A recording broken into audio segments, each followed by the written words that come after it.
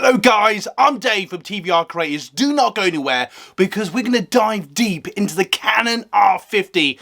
Everything you need to know. I want to show you how simple this camera can be, and this video is going to be uncut for you. So we're going to go into absolute detail and share some awesome tips to make your experience with this camera as good as possible. If that sounds interesting to you, I'm Dave from TVR Creators, and I make weekly content on the best cameras for beginners or hobbyists. If that sounds interesting to you, subscribe now. So the Canon R50 is an awesome camera at the time of this video, and really is the camera to check out if you're starting out video or if you want to take photos away from your phone. The Canon R50 really is the camera to check out. This 24.4 megapixel camera takes really nice crisp photos, and it records in both 4K and in HD. I personally still use HD just because it takes up less space on my SD card and it's easier for my computer to render. But if you want to future-proof yourself on your YouTube channel, or you just want the best quality video, there's nothing wrong with recording in 4K. And to be fair, more and more people are doing that anyway. Now, why do I like this camera? I am later on in this video, I'm going to go into a bit more detail.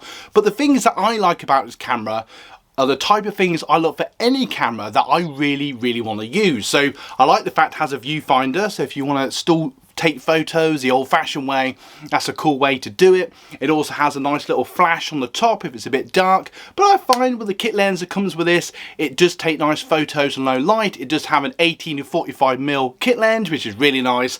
And let's take off the kit lens for those of you that like to look at the sensor. Now it does have, let's just see if you can see that, it does have a nice improved sensor from its predecessor, the M50, which is still one of my favourite cameras of all time.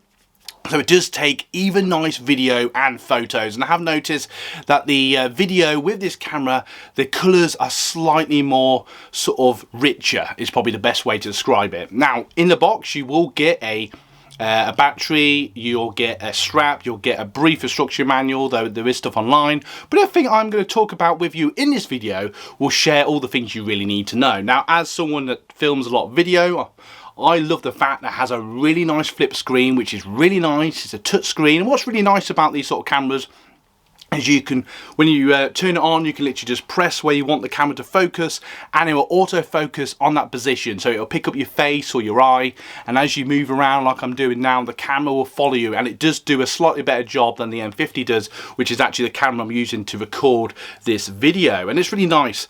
And what I like about this, you can use this to take your photos, film your video.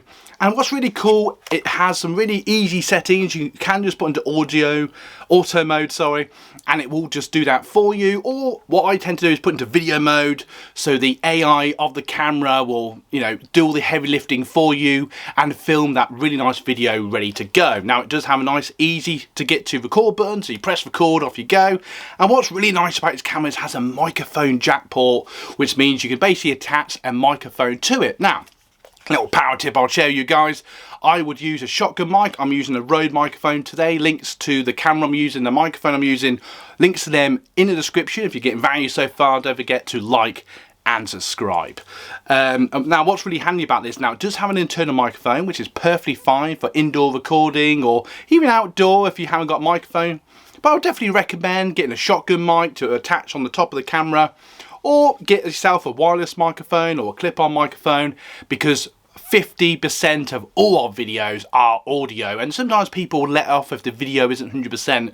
But if you've got rubbish audio, I know myself, if it's been windy and I haven't quite got my microphone set up right, it's straight in the comments, somebody will mention it as the audio quality isn't as good as it could be. So just bear that in mind when you're doing your video. So I would definitely recommend a nice, nice microphone to improve your audio. So this is what I love about this camera, and I would definitely recommend the 1845 kit lens that comes with this camera. It will come with the camera unless you bought it body only, and it is a really nice little lens. Now obviously you can upgrade that with different lenses.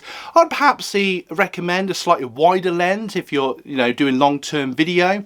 Now if you're doing photography, you might want to get like a zoom, like a 75 to 200mm if you want to play around with zooms and that sort of thing. But the kit lens that comes with this is a great place to start. And to be honest, for those of you that are literally just starting out, I personally would just start off with the kit lens, experiment with what you're actually going to do with the camera down the road before you invest in more money into your camera. But then if you decide you want a wide angle pancake lens, or you want a zoom lens, 400mm, if you're taking wildlife photos, or even bigger than that, then obviously that's something you can invest in down the road. I would definitely recommend a spare battery. Because today, I noticed my battery was about to run out, so luckily I had a spare one. And I would definitely recommend a tripod, because I've said for a long time now, in the 4 or 5 years of me making these videos, that a tripod really is a creator's best friend. It holds up the camera, and it's just a really nice place to begin. Now, it's little cool things. Now, if you're getting value from this, don't forget to like and subscribe. And why not support the channel by buying us a coffee? Link to that in the description below, which just supports everything we do here on the channel. Now I'm going to go into a bit more detail. So that's sort of the brief things that you want to know about. Now, the sort of things I sort of think about is I tend to put it into video mode.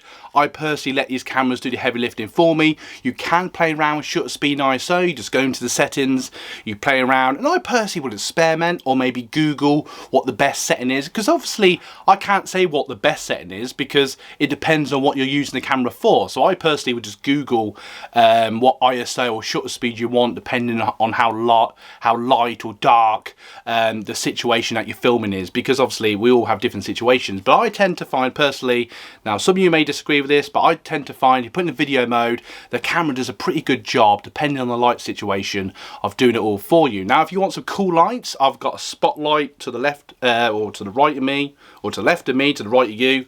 I've got like a floodlight that's producing most of the light for this shot. I'm filming in my studio today, and I've got like a red light in the background just to make the background look a bit more interesting. But you know, just play around with different things. If you haven't got lights, I'd recommend just turn on a couple of lights maybe to begin with, filming by a window. If you're recording outside, obviously the camera loves it when it's nice and sunny. Just bear in mind, if you've got the sun directly in your face, you might not be able to see what you're doing, and it might end up having shadows and stuff. So again, just playing around with that. I tend to find when the sun is sort of as long as the sun isn't directly looking at the lens, because then you'll just end up being really dark, and unless that's the shot you're going for. All these things to think about. I tend to find if the sun's on a slight angle, that gives a nice light. I can see the camera, I can see what I'm doing, I'm not getting blinded by the sun, but the lens of the camera's getting plenty of light to film that perfect video. And that sort of things I think about. Obviously, plan your video in advance. So power tips I would definitely recommend is set up your tripod with this particular camera. Set your camera up on the tripod. Get the touchscreen facing you so you can see what you're recording. Make sure you look straight into the lens. Have the lens slightly above eye level so you can see sort of what you're doing. And then attach the microphone afterwards so you don't break the screen. That's a little power tip. I usually take off the cap of the lens. I usually take it off. Make sure you've got a fully charged battery or a spare one that's fully charged, because I've done that loads of times. I've even done that today. And I personally would just go enjoy the camera. And my best advice for this camera is definitely just experiment, test, play around with different lights, different shutter speeds, play around with audio mode, just play around the camera. Honestly, it's not that complex. If you're a bit scared of, oh god, what do I press? Honestly, just put it into video mode, press record, and off you go. That is my best recommendation for this camera. Would I recommend this camera in the time of this video? Damn right. The R50 is a fantastic camera, and there's great deals going on. I've got links to that today in the description, and the price of it is going down all the time. If you want to save yourself some money, check it out second hand, or if you don't want the most expensive camera, check out the M50, which I've used to actually record this video today. If you don't want to future-proof yourself, or you just want a camera that's still pretty good. But if you want a camera that does everything well, that records a really nice 4K, has really rich colour, and does everything you want it to do easily away from your phone, I would massively check out the R50. I hope this video has been helpful. I'm Dave from TVR Creators, and in a moment I'm going to give you 2 end cards. I'm going to bring you even more value than this video. Thank you so much for watching, and I'll see you next time.